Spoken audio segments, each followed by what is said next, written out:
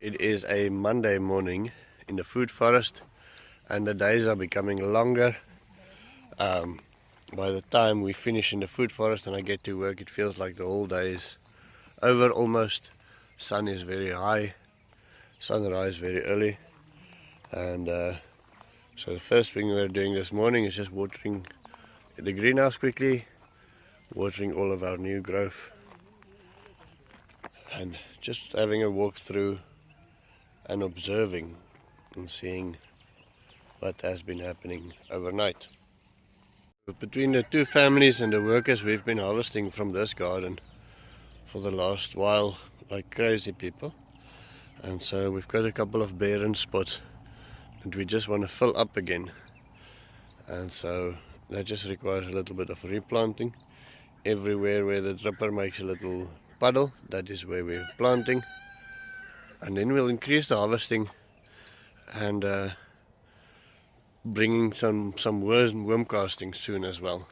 So focusing on everything else rather than the garden, I've basically let it go. As you can see, the weeds are knee high. The sheep are gone, so we're no longer feeding that to the sheep, but our new strategy is to just take a bucket every morning, fill it up, and then go throw that in with the pigs. They will enjoy the herbs and we will have a less weedy garden where you don't have to go in between the weeds to find your produce. Let's quickly see if our little piggies will enjoy the bucket of weeds. Those ones, I wonder if they can still come through the fence or not.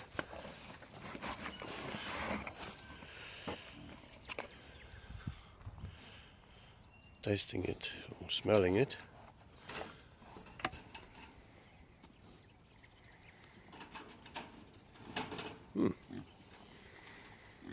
Seems they are loving it.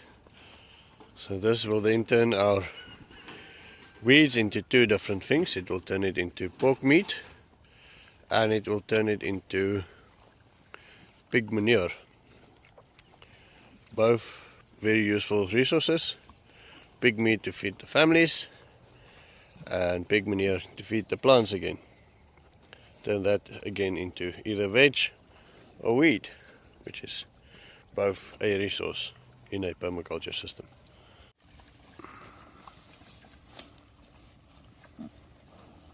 After the long day's work, Lucas is going to show me quickly where his wife has got her shop selling kavangu oranges, strycnos, spinosa. Let me show you quickly. Okay, so this is the local market where Lucas's wife is working. She doesn't want to be on the camera, which I can understand. This is called a monkey's orange, strycnos spinosa. I am buying a whole bag from her. This is the local market where she's working. These are the people selling their goods. This is more, they are importing them from the north of the country where it's a little bit warmer, so I hope they will be growing here. This is some rice bran that they are selling, packed in Chinese bags. Clothes, second-hand clothes that I'm not sure if they buy them by bale from other countries and then they sell them here. And then I just want to, just for respect, just zoom around them. Some more clothes and shoes and things. Last year I did try to plant the strycnos spinosa. I actually made a video about it, took the seed out, ate it. It's a very interesting plant. And then I sprayed them on a newspaper, and then by the time they dried out, the lady that's working for me thought, what are these brown funky things dried out on the newspaper, so she threw them away.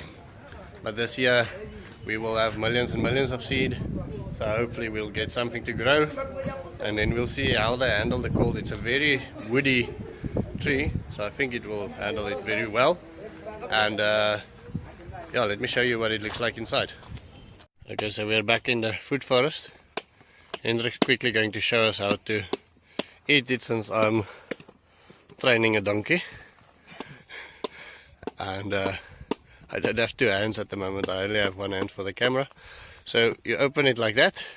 This is what it looks like inside. So I'm going to view it nicely. Scoop it like that. Yeah, that one's perfect. So you eat it. Delicious.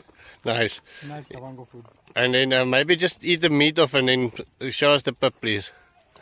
We quickly want to see what we'll be planting. The idea is to plant them.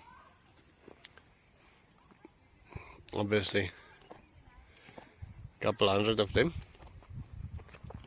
So this is the pip. Meat's been eaten off. It's got a very nice sweet taste. Best for me is when they are refrigerated.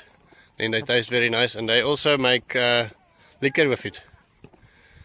Lucas says when you drink those things you don't even walk on four legs, you just lie there. Just lie there. But yeah, so this is, I think this is maybe 140. We're gonna count and see how close my guess is. And in each one maybe 10 pits, so that's maybe 1,000 trees potential in there. So we've seen the ducks coming back from work all in a row, but let's see if they will eat this. Come duckies. I hope they don't feel threatened. Let me just throw some there. Will it duck? I don't know if you saw the ads in the past. Will it blend? Let's see if will it duck.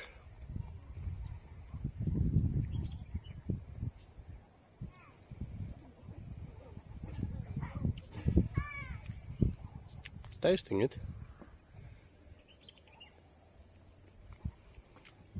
I think it might just be a little bit too big for them.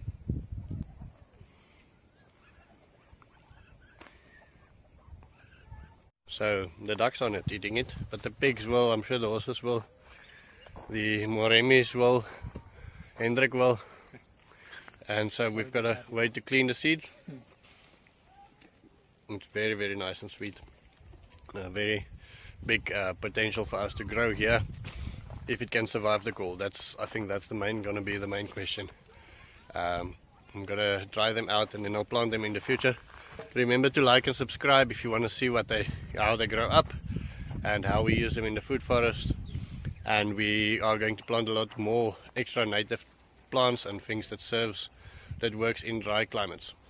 So oh yes, I've got a pink hat on. I forgot my hat at home, so I'm wearing my wife's hat. So don't judge me. That's the end of my story. Have a wonderful day. See you tomorrow.